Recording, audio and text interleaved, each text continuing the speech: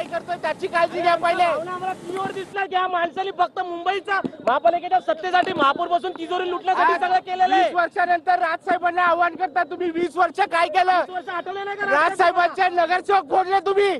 राजसाहेबांना कसल्या प्रकारचा त्रास दिला. आज शिवसेनेतून काढून टाकण्यामध्ये प्रमुख भूमिका उद्धव साहेबांची आहे.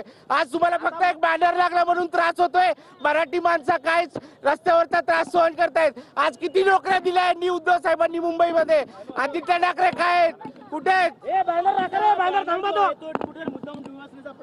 अहो काय दिवसला आम्ही, काय दिवस त्याच्यामध्ये आम्ही आमच्या भावना व्यक्त केलाय. जे उद्धव ठाकरेंना सगळ्यांनी बघितलेलं आहे ते आम्ही लोकांना दाखवलेलं आहे. कोण कोणाला दाखवत नाही, पण ज्या राजसाहेबांनी जी भावना व्यक्त केली त्याच्या विरुद्ध भावना त्यांनी त्यांच्या स्टेटमेंट मध्ये दिली ती आम्हाला दिसली, ती आम्ही दाखवली याच्यामध्ये की मुंबईच्या सत्तेसाठी हे सगळं चाललेलं आहे त्यांचं. राजसाहेबांना इमोशनल करायचं आणि तिजोरी लुटून घेऊन जायची. आमच्या पवार साहेब आले. पवार साहेब बॅनर काढतात बघा आपला. हेमंतभाई पवार या ठिकाणी आले आहेत. या ठिकाणी हेमंतजी पुन्हा एकदा बॅनर काढण्यात येणार आहे. म्हणजे कुठे सत्तेत असून तुम्हाला देखील आता या ठिकाणी नाही, हा जो बॅनर आहे त्याच्यामध्ये काय वावगं लिहिलंय? कुणाचं नाव नाही लिहिलं. कोणाचं नाव लिहिलंय का? तर कोणाला आम्ही कोणाला उद्देशून आम्ही बोललोय का? मग तुम्हाला एवढी मिरची लागण्यासारखं काय आहे याच्यामध्ये? जे सत्य आहे ते सत्यच आहे ना. दुसरं काय? एवढे दिवस तुम्ही कुठे होतात?